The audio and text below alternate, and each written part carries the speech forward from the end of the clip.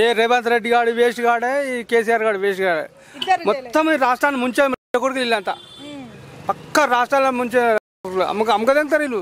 Pension వస్తుంది నీకు? 6 సంవత్సరాల నేను పెన్షన్ పెట్టిన పేపర్ కూడా చూపిస్తా కావాలంటే. 6 సంవత్సరాలు.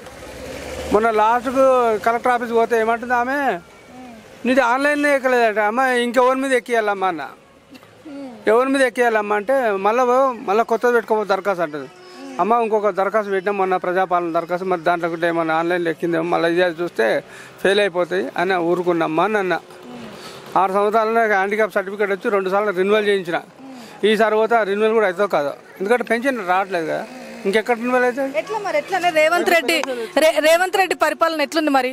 రేవంత్ రెడ్డి అంటే అష్ట దరిద్రం, ఈ రాష్ట్రానికి ఇంకో దరిద్రం లేదు. అంతేనా? మరి ఎట్లా కేసీఆర్ ఉన్నప్పుడు ఎట్లుండేది? మంచిగా వచ్చాడు దాన్ని. కాకపోతే కేసీఆర్ ఈ రోజు ఇస్తానన్నది ఒక నెలకన్నా వచ్చేది, ఒక 360 రోజుల తర్వాత నన్ను వచ్చేది. ఈయన చేసేది 360 కాదు, 30-60 రోజులకైనా రాదు. ఎట్లా మరి ఫ్రీ బస్సు ఇచ్చారు మరి ఆడోళ్ళకి? ఎవడి మన ఫ్రీ బస్సు నెలకు 5 కోట్లు కడుతుండు. 5 కోట్లు మాలాంటి వాళ్ళకి ఇస్తే వికలాంగులకు బ్రతుకుతారా? అవునమ్మా, ఆడోళ్ళకి ఇచ్చిన ఫ్రీ బస్సు. మరి మొగోళ్ళు ఏం చేసి మొగోళ్ళు ఓట్లు వేయలేదా? మొగోళ్ళు కూడా ఇవ్వచ్చుగా. ఆడోళ్ళకి ఎందుకు ఇచ్చిన ఫ్రీ బస్సును? అదొక గేమింగ్ వాళ్ళకు రాజకీయం పరిపాలన చేయడానికి అదొక ప్లస్ పాయింట్. ఎట్లా మరి 500కి గ్యాస్ అన్నారు, మరి ఇల్లులు అన్నారు. ఇల్లు వచ్చిందా? ఇందిరమ్మ ఇల్లు గ్యాస్ చూపిస్తా పా నీకు. వాడు 500 ముఖం అనుముఖం నువ్వే చెప్పు. రాలే 500 గ్యాస్ ఇస్తలేడు. నా పేపర్ చూపిస్తా పత్తలే నీకు, నా గ్యాస్ బుక్ చూపిస్తా. ఎట్లా కరెంట్ ఉంటుందా? 24 గంటలు కరెంటు మటుకు ఇక అంతే. ఇక అటు లేదు అనకుండా ఇటు సాగకుండా బ్రతకకుండా ఉన్నది. కరెంటు మటుకు మామూలు పర్లేదులే, మాదిరిగానే ఉంది. కానీ మిగతా అన్ని 6 స్కీములు పెట్టి ఒక్కటి కూడా అమలు కాదు. రైతు భరోసా నాకు వ్యవసాయం లేదమ్మా. నాకు వ్యవసాయం లేదు. వ్యవసాయం ఉన్న వాళ్ళకు రైతు భరోసా గురించి తెలుసు. మరి ఎట్లా ఏమనుకుంటున్నావు? మరి ఏం అడగాలనుకుంటున్నావు గవర్నమెంట్ ఏమనుకుంటా? నాకు కావాల్సింది ఒకటి, నాకు కావాల్సిన పింఛన్, నాకు కరెక్ట్ ఫిజికల్ హ్యాండిక్యాప్ సర్టిఫికేట్ అది కన్ఫర్మ్ అయితే నాకు పింఛన్ ఇస్తుంది. మరి ఎందుకు అప్లికేషన్ పెట్టిన ఎందుకు ఇస్తలేరు? అమ్మ ఒకటి కాదు, సంవత్సరానికి ఒకటి పెట్టిన. 2019 నుంచి ఇప్పటి వరకు ఏది అమలు కాలే. లాస్ట్ మొన్న ప్రజాపాలన దరఖాస్తు కూడా పెట్టా, ఇంకా అది కూడా ఏమో వస్తుందో రాదో తెలియదు. ఎట్లా ఇండ్లకు వచ్చిరా మరి? మీకు ఇండ్లు ఇస్తున్నారు కదా, వస్తారో రోజు అడగతిండి. ఇప్పుడు ఎలక్షన్లు ఉన్నాయి కదా, మా కార్పొరేషన్ ఎలక్షన్లు. అడగతిండి నీకు వస్తారు ఇంత బిచ్చమేరమ్మా మాకే గుద్దురమ్మా అని. మరి ఎట్లా ఇప్పుడు వస్తారు? ఏం చెప్తారు మరి మీరు? నేను నాకున్న ఒక చెయ్యి 20 రూపాయలు దాకా పుడుతుంది, ఒక చెయ్యి 20 రూపాయలు దాకా పుడుతుంది. ముందు మూతిమికలు పట్ట 2 వేసినాక మాట్లాడుకుంటా. కొట్టనికే ఫిక్స్ అయినా ఇంకా సంపాడికైనా సిద్ధమే, సావనికైనా సిద్ధమే. ఇంకా అంత రిస్క్ వచ్చింది. మరి అంత బాధ అవుతుంది. ఎక్కడికైనా పోతే పని ఇయ్యాడు వాడు. ఆ 5 రూపాయల పని భోజనం అని పెడితే ఆడ పురుగులు పడ్డాయి.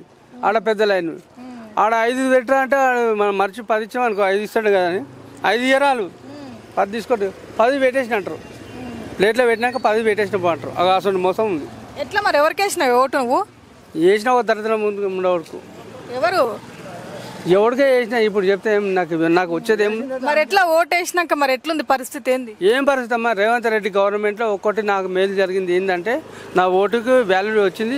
కరెంట్ బిల్ 0 బిల్ ఒకటి వస్తుంది కదా, ఒకటి ఉంది. వస్తుందా 0 బిల్లు? అదొకటి తప్ప వేరే ఏం లేదు. 6 హామీలలో ఏం లేదు, అదొక్కటి ఉంది. రేవంత్ రెడ్డికి ఏమైనా చెప్పాలనుకుంటే ఏం చెప్పలేదమ్మా. మా లాంటి వికలాంగులకు ఇప్పుడు మొన్న ఈ మధ్యలో ఒక స్కీమ్ పెట్టిండు 50,000 వికలాంగులకు అని. అది ఆ స్కీమ్ అమలు చేసి ఈ వచ్చే పింఛన్లు పాత వాళ్ళకి కానీ కొత్తగా పెట్టుకున్న వాళ్ళకి కానీ పింఛన్లు ఒకటి ఇస్తే చాలు. పింఛన్లు ఒకటి ఇస్తే ఈ గవర్నమెంట్ ఎల్లకాలం ఉంటుంది. ఇది 100% అలాంటి వాళ్ళు ఉన్నారమ్మా వృద్ధులు. మరి ఎట్లా నెక్స్ట్ ఓటేస్తావా రేవంత్ రెడ్డి సార్కి? నాకు వచ్చే సహాయం చేస్తే నేను బరాబరి నేనే కాదు ఇంకా కొంతమందితో వేయిస్తా, కొంతమందితో వేయించగలుగుతాయి. ఇప్పుడు ఈ బస్సులో ఒక 450 మంది ఉన్నారు. ఎవరికి వస్తలేదు? పింఛన్ పెట్టుకున్న వాళ్ళు ఒక 90 మంది. ఆ 90 మందికి అన్ని సదుపాయాలు కలిగాయి అనుకో, ఆ 90 మందితో పాటు ఇంకో 90 మంది జమ చేసి ఓటు వేపిస్తా. ఏది మన కాంగ్రెస్ గవర్నమెంట్ మన పుట్టక కన్నా నేను పుట్టక ముందు నుంచి ఉన్నది. కానీ ఆ గవర్నమెంట్ మంచి గవర్నమెంటే, కానీ ఈ మధ్యలో దళాలు వచ్చి చెడగొట్టేస్తున్నారు. ఇప్పుడు రేవంత్ రెడ్డి శాంక్షన్ చేసిండు.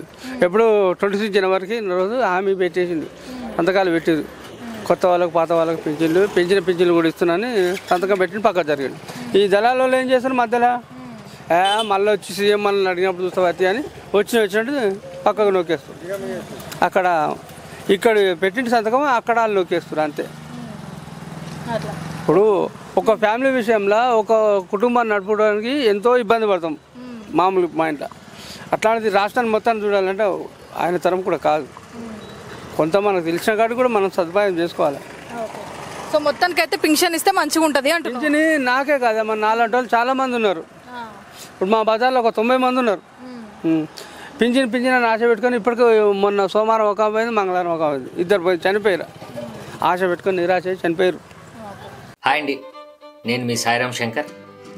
Please subscribe JR7 media. JR7 టీవీని సబ్స్క్రైబ్ చేయండి, షేర్ చేయండి, లైక్ చేయండి, కామెంట్ చేయండి.